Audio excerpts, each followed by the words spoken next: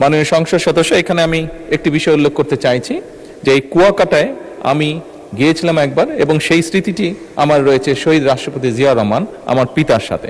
সেজন্যই স্বাভাবিকভাবে এই অঞ্চলটির প্রতি কিছুটা হলে আমার একটি দুর্বলতা রয়ে গিয়েছে। বাংলাদেশের পর্যটন খাতকে দীর্ঘমেয়াদী, টেকসই এবং পরিকল্পিতভাবে এগিয়ে নেবার লক্ষ্যে বর্তমান সরকারের সুনির্দিষ্ট কিছু প্রতিশ্রুতি রয়েছে।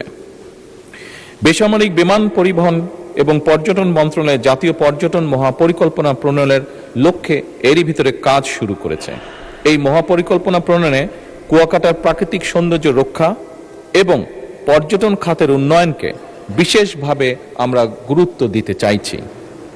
একই সাথে পটুয়াখালী জেলার কুয়াকাটা, মাননীয় সংসদ সদস্য, এখানে আমি একটি বিষয় উল্লেখ করতে চাইছি যে এই কুয়াকাটায় আমি গিয়েছিলাম একবার এবং সেই স্মৃতিটি আমার রয়েছে শহীদ রাষ্ট্রপতি জিয়াউর রহমান আমার পিতার সাথে। সেজন্যই স্বাভাবিকভাবে এই অঞ্চলটির প্রতি কিছুটা হলে আমার একটি দুর্বলতা রয়ে গিয়েছে।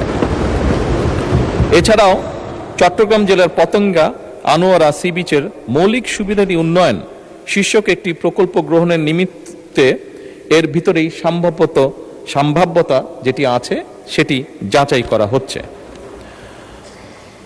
মাননীয় সংসদ সদস্য, মাননীয় স্পিকার, আপনাদের অবগতির জন্য জানাচ্ছি গৃহায়ন ও গণপূর্ত মন্ত্রণালয় কর্তৃক কুয়াকাটা সংলগ্ন 7টি উপজেলা গলাচিপা, কলাপাড়া, রাঙামালী, বরগুনা সদর, পাথরঘাটা, আমতলী এবং তালতলী নিয়ে Payra Kuakata comprehensive plan focusing on eco tourism শীর্ষক গৃহীত পরিকল্পনা বাস্তবায়নের জন্য বর্তমান অ্যাকশন এরিয়া প্ল্যান তৈরি করা হচ্ছে। অ্যাকশন এরিয়া প্ল্যানের পর্যটনের অংশটুকু বেসামরিক বিমান পরিবহন ও পর্যটন মন্ত্রণালয় কর্তৃক বাস্তবায়ন করা হবে ইনশাআল্লাহ।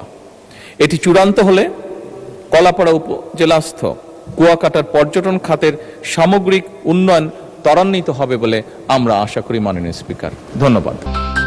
অগ্রযাত্রা প্রতিদিন নির্ভীক প্রত্যয়ে উজ্জীবিত।